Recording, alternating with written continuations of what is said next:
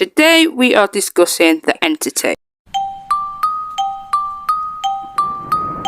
Make sure to subscribe to the channel and like this video for more content like this. The Entity is a film from 1983, which was a popular film, especially for horror fans or paranormal fans alike. Also, I think this is a classic film. I really enjoyed watching it. It started slow and it built up through the film. Anyway, we are not talking about the film. We are going to discuss the true story of the Entity, or what created the Entity.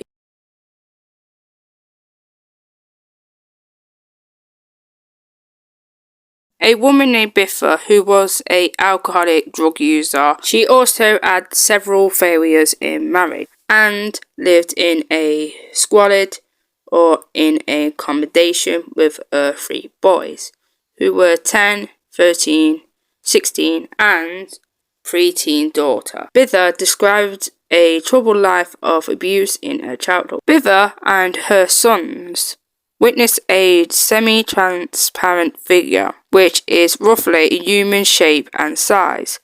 Biffa also had physical and by these ghosts. At one point, she got thrown across the room into a wall by an unknown force. Also, one of her sons had a similar event.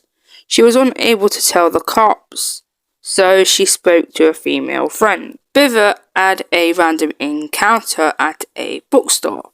Biffa's friend overheard a conversation between a parapsychologist, Barry Taff, and Kerry Gaynor, who worked at the University of California. They were talking about the paranormal at that time. The friend related the experience to them and asked if the pair could help Biffa with her paranormal experience. So, Kerry Gaynor interviewed Biffa in August 1974, which was not long after the Exorcist film was released. Often the case with haunted people seemed to introduce our psychics, paranormal investigators or ghost hunters. If a psychologist or a social worker seen Biffa's situation, they would think as a troubled woman who probably needs some help. This was a golden opportunity for Barry Taff and Kerry Gaynor to do some research on the real haunting. What went off in the research, sadly, was never a complete investigation, and half a century later, many of the key participants have since passed away. Barry Taff is still making most of the investigation though, through the media and books, which means it is your own guess than it is my guess what happened. But Barry Taff described the investigation. In the beginning of 22nd of August 1974, they had a 10-week investigation of the haunted house, which is located in Culver City, California. It was invested with poltergeist activity, which likes of objects moving on their own, also apparition observing them. Also had cold and stench spots too. Conducted the investigation was broken down as they neglected the nature of the house. The reports of the ghost was cold spots. They also had some odd sensations, like a bad smell, and so on. Barry Taff and Kerry Gaynor had unexplained phenomena. For example, the cabinet door would swing open and fire pans would fly out, followed with the floor over to 2.5 meters away, as you can hear a thud. Unfortunately, they forgot to document it all. Why? Did they make it all up so they could have publicity for the film they were going to make? Or did they just forget to document it all? Well, let's carry on.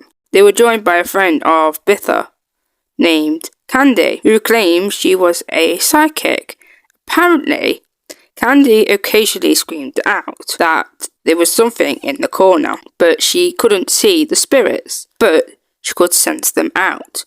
On other occasions, they joined in with little or no apparent regard for the protocols of the investigation. The most magnificent evidence was caught on photograph, according to Barry Taff. During the second visit of the house, they brought more additional equipment and several cameras.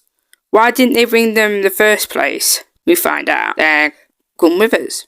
Later, they submit an unexplained photograph, according to our research. Now, let's look at these photos that I found on Google to show you guys of the actual photos.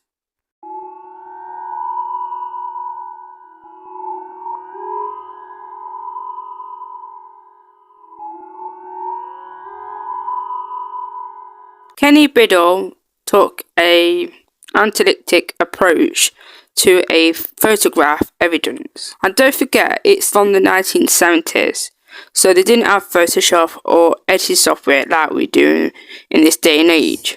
They offer Biffa the case, which uncover new information where it was far less to the case that meets the eye. What does it mean by that, though? But the most traumatic event happened was when they weren't there. Barry Taff wrote, "I will refrain from going into the bizarre story that will relate to us. We cannot sustain them. Being we go into this bizarre story." Barry Taff and his team relied on what Biffa told them, what happened to her and the children, so they were unable to clarify her claim before they investigated the house. When they did, they tried old techniques of communicating with the spirits, who would create sounds or manipulate with the lights in response to their question. For example, a certain number of flashes could mean yes or no. Anyway, the effort were both unscientifically, as that's what Barry Taff admit for the answer they received. They could not be confirmed or made any sense. They used the usual ghost gadgets, including the Geiger, if I said it right. But in the end, the evidence is still inconclusive to this day. Now, the speculation of the story. Well, Biffa claims a ghost which made the classic film, which you can reach at the cinemas or stream to our screens today. The scene in the film was rare, according to a ghost hunting show. Most people experience a mundane, I think that's what we call it, and many more. So, was the story true or false? I'll leave you to comment your views. And that's it for me for another week.